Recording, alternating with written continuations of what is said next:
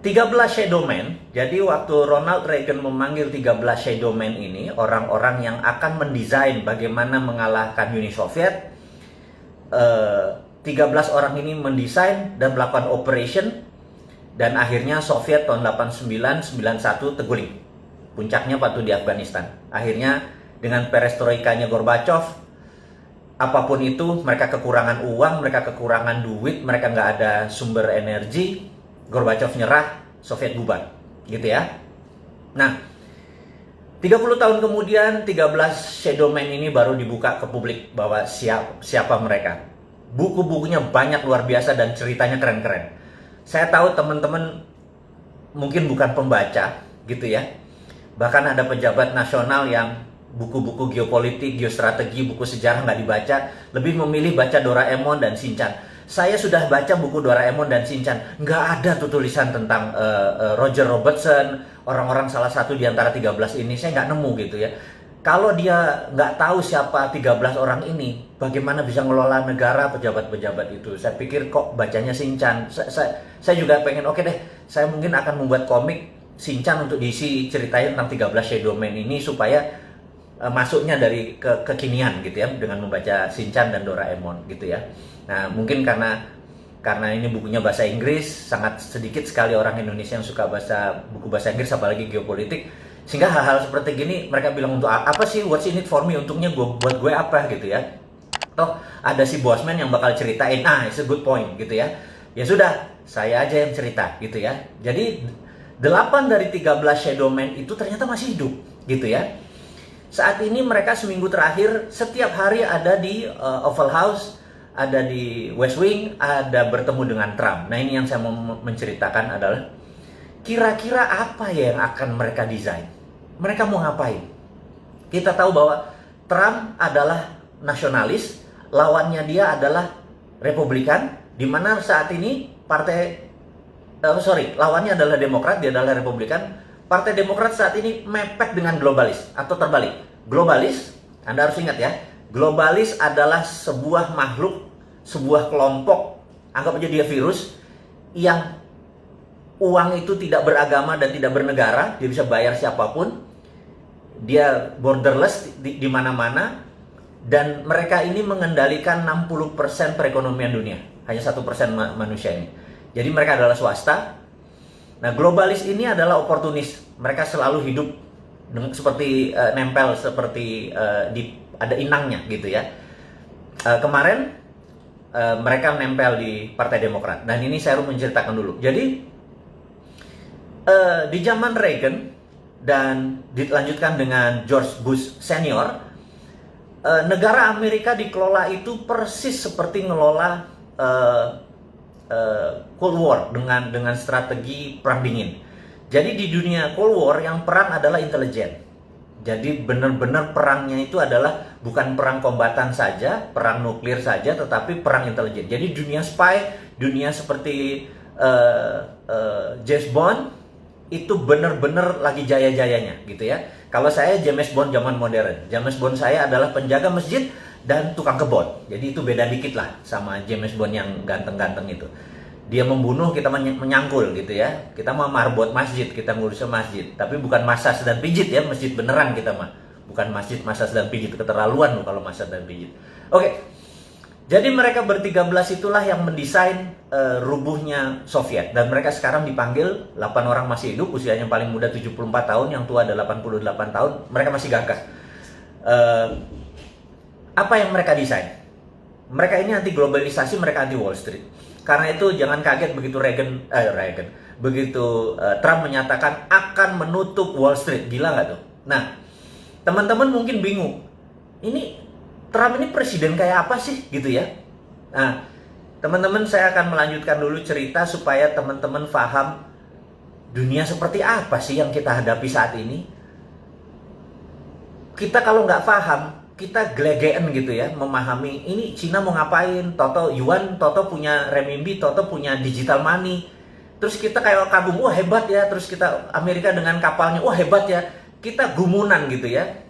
Ketidaktahuan kita ini membuat kita kadang-kadang naif bahwa ada dangers di antara ketidaktahuan itu. Nah, saya mau menceritakan lagi bahwa Amerika adalah negara swasta. Sahabat semua, Amerika adalah negara swasta. Jadi negara swasta itu heavy on private. Cina adalah negara yang heavy on government. Semuanya pemerintah gitu ya. Nah, Indonesia ini heavy on, nah Anda jawab sendiri, Indonesia tuh cenderungnya kemana? Jadi kalau dilihat apa-apa searahnya pemerintah gitu, bangun jalan tuh pemerintah, rakyat cuma suruh keprok gitu ya. Ini udah selesai rakyat, udah selesai keprok gitu. Kita ini heavy on government. Kita meniru Cina. Nggak enak lagi gue nyebut Cina mulu nih. Cinanya Tiongkok ya, bukan Cina bangsa, bukan Cina ras.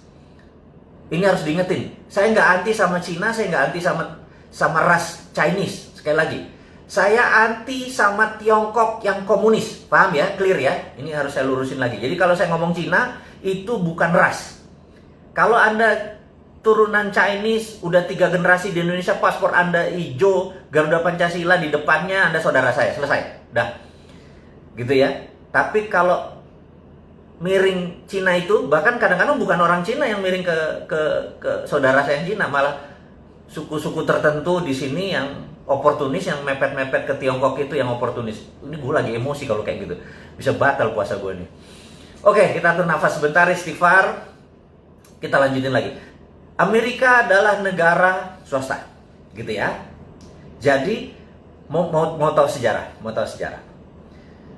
kita tahu di tahun 1900 orang kaya Amerika yang namanya JP Morgan, terus dia masuk di dunia GE, dia membeli Thomas Alva Edison, dia dibikin GE bareng sama JP Morgan.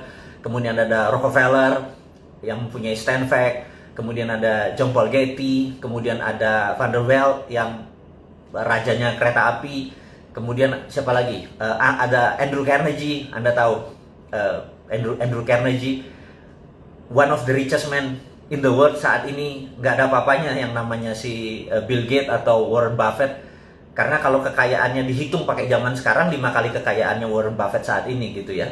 Nah, saya cerita sedikit tentang pertemuan saya dengan Bill Gates. Jadi saya mau mengingatkan bahwa saya ini dreamer, saya ini pemimpi. Suatu hari Anda tahu bahwa saya di kantong saya selalu punya rumahnya Obama, rumahnya Trump, White House saya gunting, dan ternyata saya sekolah di sana gitu ya. Padahal kamso ya, come from deso ya. Terus saya mempunyai impian, yaitu saya gunting fotonya Bill Gates di dompet saya. Kalau ditanya sama orang-orang, ini kenapa ada foto Bill Gates di tempat kamu? Saya bilang, saya itu niat ingin makan malam dengan orang paling kaya di dunia. Gitu, waktu itu Bill Gates. Dan itu udah tahunan yang lalu. Nah, suatu hari Bill Gates datang ke Indonesia. Ada sahabat saya, wartawan senior dari koran kenamaan Indonesia. Kemudian dia bilang, Mas, saya ada tiket, kamu makan malam sama Bill Gates. Waktu itu Bill Gates di zamannya Pak SBY, 2009 atau 10 saya lupa ya, kan datang ke Indonesia. Kita makan di Mulia tapi dengan 400 orang. Saya bilang, ini dream come true. Bayangin, setelah saya nempel gambar Bill Gates di dompet saya, karena saya liatin terus, saya bilang suatu hari saya makan malam sama dia, suatu hari saya makan malam sama dia gitu. Nah, alhamdulillah benar. Apa yang saya lakukan? Saya duduk di round table di Hotel Mulia, Bill Gates duduk jauh. Saya sambil di situ ya ada orang-orang terkenal lah, ada menteri, ada pejabat-pejabat teras zaman waktu itu. Nah, lagi kita makan, dalam hati saya bilang kayaknya nggak sah sih kalau saya makan malam atau kita makan malam tapi jaraknya jauh. Emang saya lihat dia, jadi saya cuma ngeliat dia pakai batik, saya ngeliat oh orangnya gini, orangnya santun tapi smart, tapi ya gitu deh. Saya cuma sambil membayangkan gitu ya. Nah, kemudian tapi saya bilang saya nggak puas nih kalau nggak ngobrol, ini nggak sah nih gitu ya. Nah, terus di tengah-tengah acara lagi makan ada yang nyeletuk gitu, Mr. Gates, might as well, kan kita lagi bareng-bareng di tempat makan, boleh nggak kami tanya jawab? Terus mereka nanya sama si audiens, sama kita yang ber-300-an orang ini nanya, Is there anyone yang di sini yang mau bertanya pada Mr. Gates apa yang terjadi? 300-300-nya angkat tangan. Saya mau gitu ya. Saya bilang, oh gila. Terus, dia bilang, temennya ngomong di sebelahnya, oke, Mr. Gates maybe only bisa answer dengan 5 pertanyaan aja, jangan banyak-banyak. So, siapa yang mau nanya, tolong nulis di kertas gitu ya. Nah, wah, semua orang naik tangannya. Dan saya bilang, oke, saya take the moment. Ini kan moment of greatness ya. Saya ambil kertasnya, saya tahu kan teman-teman tahu bahwa saya memiliki sebuah keilmuan, ya ilmu kuno sih, ilmu nggak keren-keren banget bagaimana memprogram pikiran bawah sadar seseorang. Saya bilang, dia pasti baca tulisan saya, dia pasti baca tulisan saya. Saya tulis gitu ya, saya lipat, saya taruh. Oke, kemudian makan seperti biasa. Kemudian Mr. Gates buka satu-satu, terus udah selesai makan nih, terus gimana? Ada yang mau nanya? Terus dia bilang, oke. Saya udah pilih beberapa katanya. Terus who is, dia sebut sebuah nama gitu ya. Dia bertanya apa rencana Bill Gates di Indonesia. Terus Bill Gates cerita, kami akan berencana membuat laptop komputer murah di bawah $100 supaya orang bisa ini dan terkoneksi dengan sistem dan sebagainya. Cita-cita mulia lah, CCM lah gitu ya. Kemudian pertanyaan kedua, who is, dia sebutin seorang menteri gitu ya. Kayaknya dipesen nih. Oke, menteri ini bertanya ini, seorang ibu menteri. Dia cerita. Kemudian dia break lagi. Terus lama berhenti di satu kertas, terus I don't like it. Terus dia taruh, tapi kan mic-nya masih kedengeran kan, mic-nya di sini. Terus ditaruh, dia bilang terus dia nyari question, pertanyaan yang menurut dia oke, gimmick kayak kecil-kecil. Udah 4 pertanyaan. Dia bilang oke, the last pertanyaan terakhir, the last question katanya gitu. Terus diangkat satu kertas. Gitu ya. Terus orang sebelahnya bilang, what is this? I don't know, I don't like the question gitu ya. Ini kata-katanya dia nih. Terus saya udah tahu nih. Jangan-jangan gue, bener ya itu ya. Terus apa yang terjadi? Well, I would like to know this gentleman. Terus karena dia ngomong-ngomong itu orang-orang bilang udah lu udah kayak gitu, lu baca aja lah itu pertanyaannya gitu ya. Jadi cair suasana. Terus dia bilang well anyway, I don't like the question. Jadi dia ngomong sama orang sebelahnya gitu. Anyway, lu udah brought up anyway katanya. Terus apa yang dilakukan? Who is a Mardikuwiek? Wah, udah kayak orang Polandia gua. Saya berdiri. 300 orang nengok ke kita jadi kayak kecil. Saya gila, gitu ya. Terus dia bilang, dia natap saya, dia bilang, so you, kenapa lu nanya ini gitu ya? Oke. Dia ngomong, I don't think the world is ready, kata dia. Tuh orang nanya, lu ngomong apa sih? Kan mereka nggak tahu. Mereka pertanyaan adalah, what was the question? Orang ini nanya apa sih sampai lu nggak ready gitu? Tahu nggak apa yang saya tulis? Dan Mr. Gates bacakan. Dia bilang begini. This gentleman, katanya, bilang, I could never be like Andrew Carnegie. Jadi saya menulis di kertas itu, you will never be like Andrew Carnegie. Gitu ya. Dia bilang, jadi dia tulis, I would never be like Andrew Carnegie gitu ya. And this is right katanya. Gue nggak akan pernah bisa kayak Andrew Carnegie, itu kata Gates gitu ya. Semua orang bingung. Ini komunikasinya apa gitu? Anda tahu apa yang dilakukan Mr. Gates? Bill Gates membuka dompetnya, kemudian dia kasih potret gambar kayak foto saya itu, dia bilang, "See, fotonya Andrew Carnegie ada di dompet gue," katanya. Saya juga kaget. Dan you are right. I would never be like him. Terus, oke, saya ceritakan dulu kenapanya gitu ya. Saya mengidolakan Bill Gates mengidolakan Andrew Carnegie.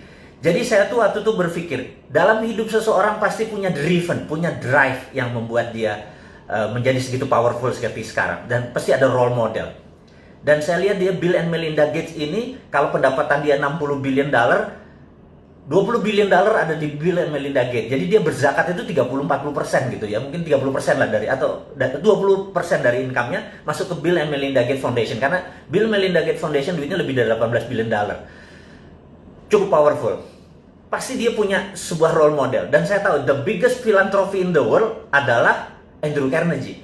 Jadi Andrew Carnegie adalah, Anda boleh cek siapa Andrew Carnegie. Di seluruh dunia Museum Andrew Carnegie itu ada, gitu ya. Anda kalau pergi ke Singapura ada, pergi ke Bulgaria ada, Anda pergi ke London Anda ketemu Museum Andrew Carnegie. Andrew Carnegie mendedicate uangnya untuk pendidikan, informasi, dan museum, koleksi-koleksi sains. Nah, Andrew Carnegie di tahun 1900 dia menjual US Steel, dia memiliki Dow Jones, dan Anda tahu Dow Jones, saya udah nggak bisa diceritain lah. Dan ada New York Stock Exchange dan lain sebagainya. Yang jelas dia punya US Steel yang waktu dia jual angkanya $1 billion. Pada saat sekarang waktu dia menjual US Steel itu di 19 sekian itu, kekayaannya itu kira-kira 4 kali kekayaan Bill Gates saat ini. Jadi kalau Bill Gates punya berapa, katakanlah 80 billion, dia punya 4 kalinya, 320 billion. Jadi kita tahu itu duit waktu itu. Nah, Anda boleh cek di Wikipedia. Di tahun 1898, Filipina ingin merdeka dari Spanyol. Dan Spanyol waktu itu minta uang $20 billion. Filipina nggak punya uang tebusan seperti itu memerdekakan Filipina, dan Filipina minta Amerika. Amerika nggak punya uang, Federal Reserve nggak punya uang, dan Federal Reserve meminta Andrew Carnegie menebus $20 billion untuk kemerdekaan Filipina. Sahabat, apa yang dilakukan? Andrew Carnegie membayar tunai $20 billion, sebuah negara yang dia merdekakan, tanpa sekalipun dia pernah injak tuh tanah Filipina. Jadi, ini membuktikan satu hal, bahwa swasta Amerika lebih kaya daripada negara Amerika. Dan Andrew Carnegie menjadi the biggest philanthropy yang menjadi role modelnya Bill Gates.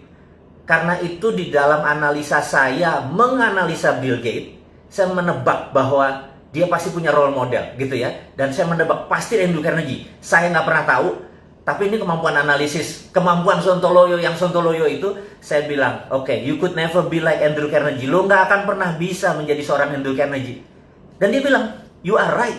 Gue nggak pernah bisa jadi Andrew Carnegie. Nah, jadi itulah yang memotivasi dia. Itulah yang memotivasi saya bahwa kalau Andrew Carnegie pernah begini, di rumah yatim pun saya mencoba mendedikasikan kecil, filantropi kecil. Nggak jauh sekali dari seorang Bill Gates dengan foundationnya atau Andrew Carnegie.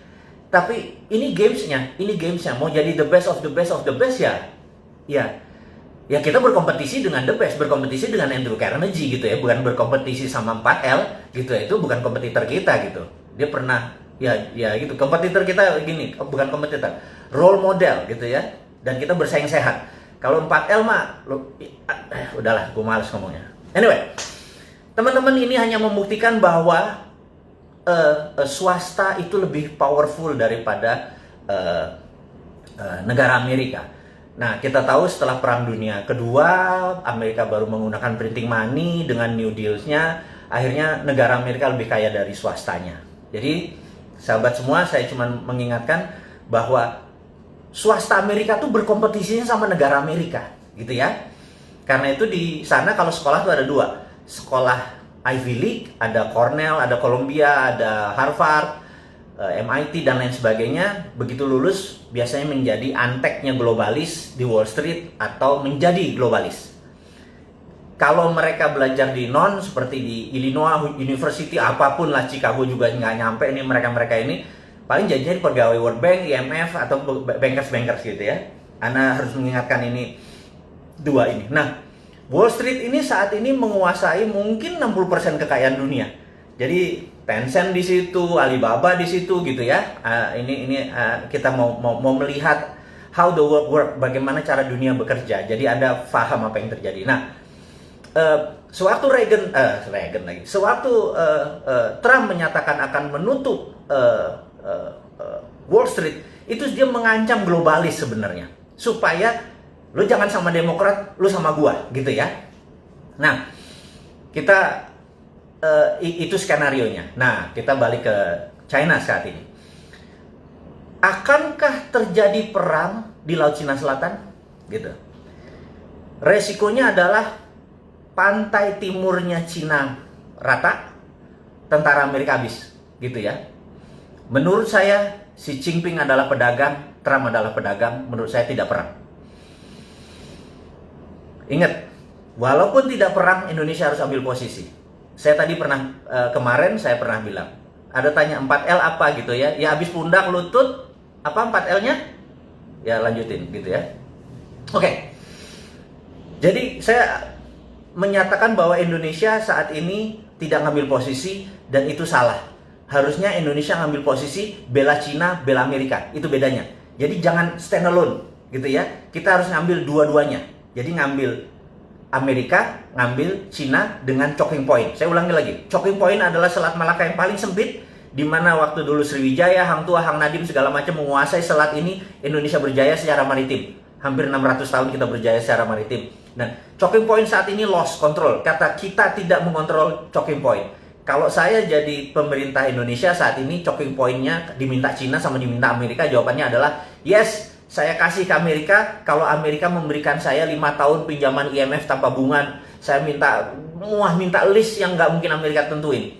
Sama Cina juga sama. Yes, saya akan kasih Cina, tapi Cina harus utang di Indonesia dan kewajiban di Indonesia semuanya dinolin lagi dan lain sebagainya dan lain sebagainya. Kasih semua sebuah penawaran yang mereka nggak mungkin bisa penuhi, tetapi di situ terlihat bahwa kita punya standpoint. Jadi Amerika dan Cina lihat kita punya standpoint. Gue di belakang lo kalau, gue di belakang lo kalau, gitu ya.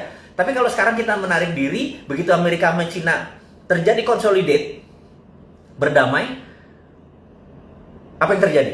Partai Demokrat bingung, dan globalis nempel ke Trump. Sekali lagi, ini dunia selalu kayak gitu, globalis nempel ke Trump.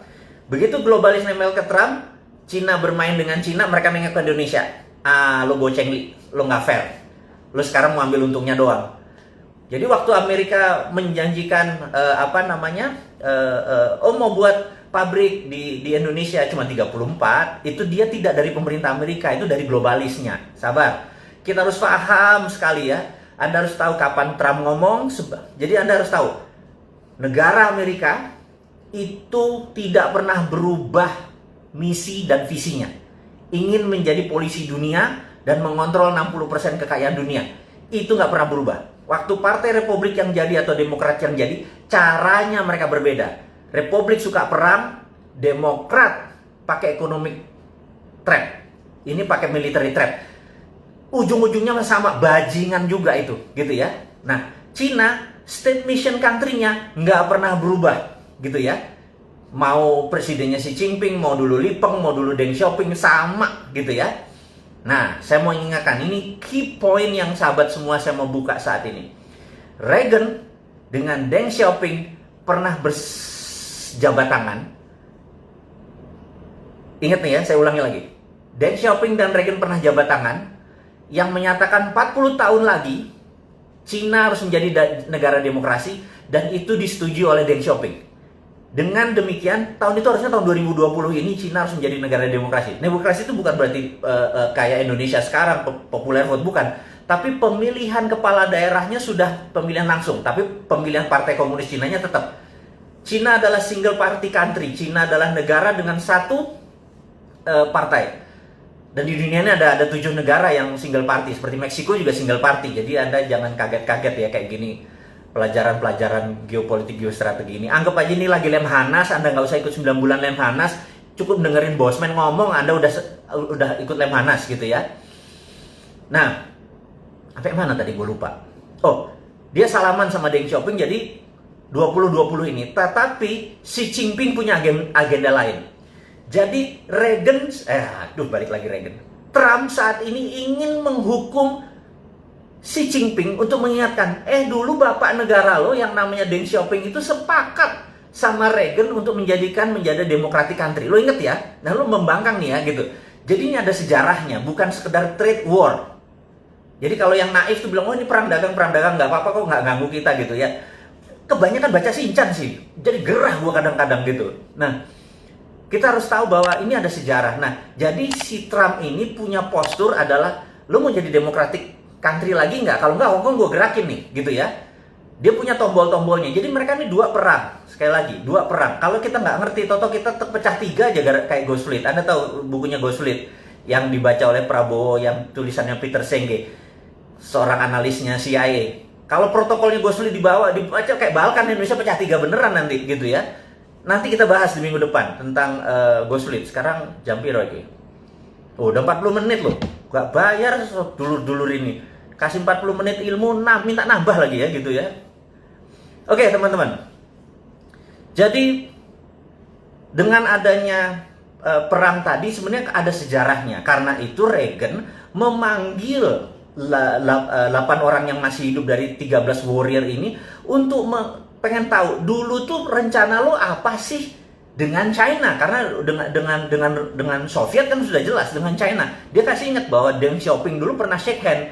Nah, karena itu saya dalam tulisan saya di video 2030, tahun 2030 China adalah the biggest democratic country in the world. Bayangin, dengan 1,7 billion atau 1,7 miliar manusianya dia menjadi demokratik. Pemilihan daerahnya nanti akan, jadi sekali lagi saya mau ingatkan, China akan menjadi loose. Dengan bargain tersebut currency dia menjadi lebih leluasa, tapi Trump akan memenangkan lagi. Ingat ya, ini sekali lagi Trump bisa menang nih. Jadi Trump pulang kampung nanti menyatakan dia menang terhadap China. China bilang kita juga nggak kalah. Jadi dia bukan bilang menang ya, China nggak kalah, nggak kehilangan muka di negaranya. Nah, Trump selesai masalahnya. COVID sekali lagi nggak terlalu penting karena kita live with COVID forever. Oke, sahabat semua. Ada terakhir mungkin saya sekedar mengingatkan bahwa beberapa kita mendapatkan berita bahwa China punya renminbi, punya digital currency, punya dan anti dolar. Tar dulu. Itu misleading kalau anti dolar. Dia memainkannya di dalam negeri. Sekali lagi, dia memainkannya di dalam negeri. Dan kita juga nggak mau kalah dong. Kita kan dari dulu juga sudah bilang bahwa kalau kita ini kan Sontoloyo Warni, kita ini kan bukan heavy on government, kita kan heavy on private, bener ya? Kalau saya nih dapat mandat, tapi tenang, saya tidak akan masuk ke politik, saya janji, karena passion saya nggak di situ. Tapi kalau kita dapat mandat atau misi ini ada yang nerima, kita kasih juga. Kita adalah heavy on private, jadi swastanya tapi bukan kapitalis, bukan 9 naga yang jadi kaya. UKM yang jadi kaya. Jadi kita ini juga pro on private tetapi UKM. Karena itu kita bangun Santara, kita bangun Rifit, kita bangun organisasi untuk mengangkat UKM.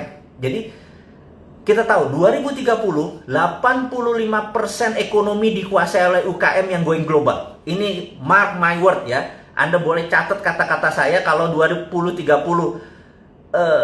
tidak terjadi 85% ekonomi dunia, saya kasih Anda $1 juta. Anda ingetin, Bosman, $1 juta lo janjiin kalau tahun 2030 85% dunia ini yang menguasai adalah UKM yang going global. Jadi nanti buktinya apa? Sekarang ini perusahaan besar pivotnya susah. Jadi kayak Unilever, Ultra itu pivot begitu ada perubahan terhadap COVID, terhadap distancing dan lain sebagainya. Merubah badannya yang besar itu nggak mudah. Tapi UKM 2 bulan kolaps, ada yang tinggal 10%, ada yang bangkrut dan sebagainya. Tapi besok dia udah hidup lagi karena UKM itu pivotnya gampang, mindahinnya gampang. Nah, sahabat semua, jadi tahu karena demikian kita filosofinya adalah mengangkat UKM. Jadi misi kita jelas, mengangkat UKM. Gimana UKM menjadi berdiri dan kita nggak peduli sama pemerintah. Pokoknya jangan diganggu aja kita. Biar urun dana ini berlangsung dengan baik. Itu satu. Yang kedua yang saya mau ngomongin, tapi ini too early. Saya minta too early karena ini masih beta. Beta adalah teman-teman, beta ya, sabar. Saya mau memberikan sesuatu yang teman-teman harus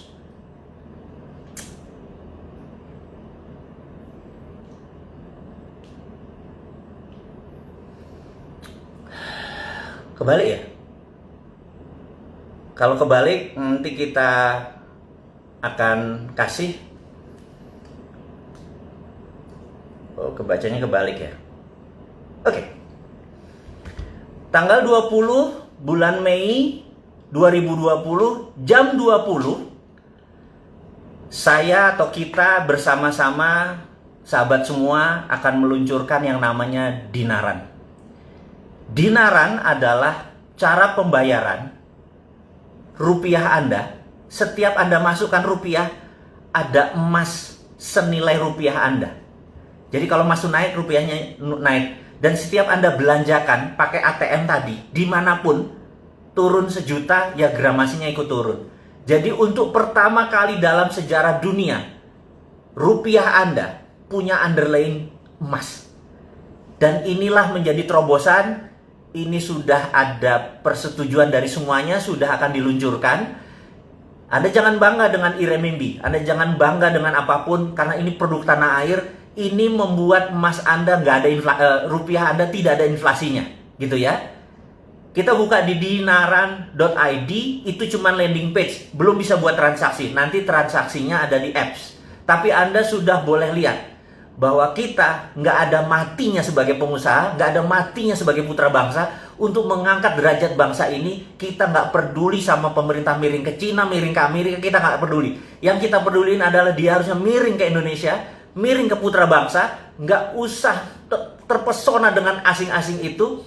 Dan berani nggak dia, Dinaran ini, aplikasi kita ini, dipromosikan supaya mulai sekarang kita udah nggak terpikir tentang inflasi, bahkan nggak terpikir ada riba karena harus taruh bunga di deposito supaya inflasi. Ya kan, kalau Anda punya 1 miliar, Anda taruh deposito 5% bunganya, itu untuk cover inflasi kan.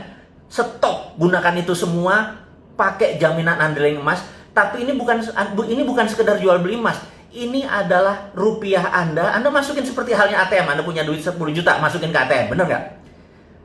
Nah, cuman kalau ATM kan nggak punya apa-apa. Sekarang Anda punya emas senilai menjamin tadi. Waktu Anda belanja 1 juta, ya emasnya turun.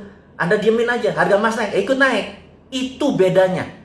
Dan sekali lagi, ini akan diluncurkan tanggal 20 Mei tahun 2020 ini, hari Selasa ini, jam 20.00. Kenapa? Karena 20 Mei adalah hari kebangkitan nasional. Dan itu juga merupakan di bulan suci Ramadan, di mana kita ini harus sudah masanya berdaulat. Jangan sekali lagi pernah bangga dengan negara lain, banggalah dengan karya putra bangsa sendiri. Saya minta sahabat untuk mempelajari, melihat landing page ini. Kita diskusi nanti setelah ini ya, bahwa kita bukan sekedar mengkritik, kita bukan sekedar menggurui, nggak ada niatan, tetapi kita mau gandengan tangan, kita mau bersama-sama untuk menjadi sukses. Teman-teman, mudah-mudahan Dinaran ini bisa menjadi salah satu kontribusi kita yang lain lagi tentang kita membantu UKM, membantu bottom of pyramid yang saat ini nggak ada yang ngurusin, menjadi punya personal sovereign wealth fund. Negara punya sovereign wealth fund, yaitu aset-aset kita yang namanya nikel, yang saat ini sama RUU undang-undang mineral akhirnya diangkut dengan rare earth-nya sekalian, dengan uraniumnya, dengan kobalnya segala macam itu diangkut. Sementara harusnya itu kalau kita nih jadi terima mandat, stop semua pertambangan, dari penambangan itu jadiin SWF, sovereign wealth fund. Sama seperti yang rupiah tadi. Ya udahlah, daripada negara masih terlalu sibuk, yang pejabatnya masih memikirkan kantongnya dia, mungkin 7 turunan dia masih kurang cukup uangnya. Apa yang kita lakukan? Kita punya sendiri yang namanya sovereign wealth fund. Anda punya 2 juta taruh, Anda punya 1 juta taruh. Yang penting Anda sekarang tidak bergantung lagi pada bunga bank, tidak bergantung lagi pada sistem perbankan. Ini adalah banking from non-bank. Jadi ini adalah banking tapi dari non-banking. Jadi banking tapi bukan dari bank, gitu ya, dari Dinaran. Ini breakthrough. Ini mengagetkan banyak teman-teman di dunia OJK dan BI. Tapi ini adalah untuk kita semua, gitu. Ini adalah karya anak bangsa. Sahabat semua, akhirul kalam, saya tidak mau menahan Anda lama lagi, karena sebentar lagi yang di Indonesia bagian tengah sudah akan buka puasa, yang di Indonesia bagian barat sudah siap-siap buka puasa. Selamat bergosip mengenai Dinaran. Saya sekedar mengingatkan bahwa bagi mereka yang ingin membeli buku dan lain sebagainya, lihat di IG, di Jual Vision 2030 ada di IG, Road to Billionaire ada di IG, dan Dinaran.id Anda pelajari landing page-nya, bukan untuk transaksi, tapi tanggal 20 bulan Mei 2020 jam 8 malam setelah habis taraweh, kalau bisa Anda lihat apa yang akan kami luncurkan, akan kita luncurkan. Ini milik kita bersama, bukan milik saya, ini milik Anda semua, toh harta-harta Anda, emas-emas Anda juga. Saya cuma membuat sistem yang membuat kita ke depan menjadi berdaulat. Sahabat semua, terima kasih atas perjumpaan hari ini. Sukses buat Anda semua, semangat buat Anda semua. Wassalamualaikum warahmatullahi wabarakatuh.